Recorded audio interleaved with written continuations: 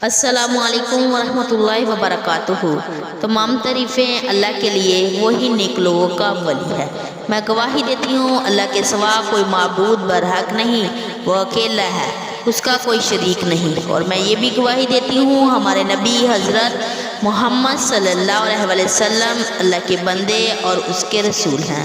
یا اللہ ان پر، ان کی آل پر، تمام صحابہ اکرام پر رحمتیں برکتیں نازل فرما۔ سیدہ حفصہ شفیق جنت کے پیارے بہنوں اور بھائیوں، آج کی اس ویڈیو میں اللہ کے 3 ناموں کا ایک ایسا پیارا عمل لے کر حاضر ہوئی ہوں۔ 2 اللہ کے صفاتی نام ہیں، ایک اللہ کا ذاتی نام ہے۔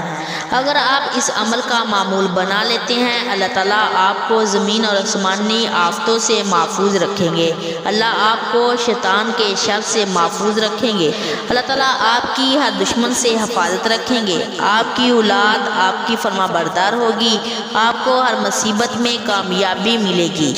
آپ کے گھر سے پریشانیاں ختم ہو جائیں گی۔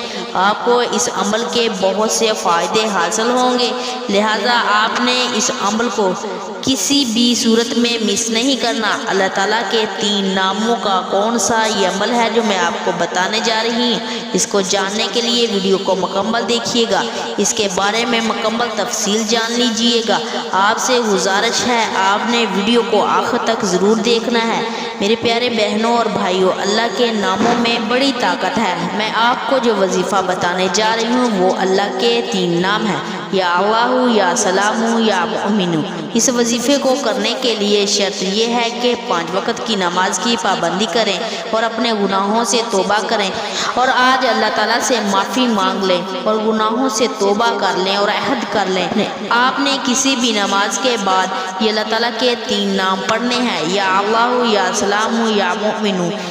یا اللہ، یا سلام، یا مؤمن کی آپ نے 3 تسمیہ پڑھنی ہے، اور اول آخر آپ نے 11 مرتبہ درود ابراہیم پڑھنا ہے، اور جس مقصد کے لیے کر رہے ہیں اس کو اپنے ذہن میں رکھ لینا ہے، اور آخر میں اللہ تعالیٰ سے دعا کرنی ہے۔ انشاءاللہ اس وظیفے کی برکت سے، اللہ کے ناموں کی برکت سے اللہ تعالیٰ آپ کی ہر پریشانی کو دور کرے گا۔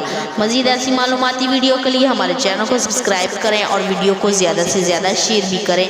جزاک اللہ خیرا۔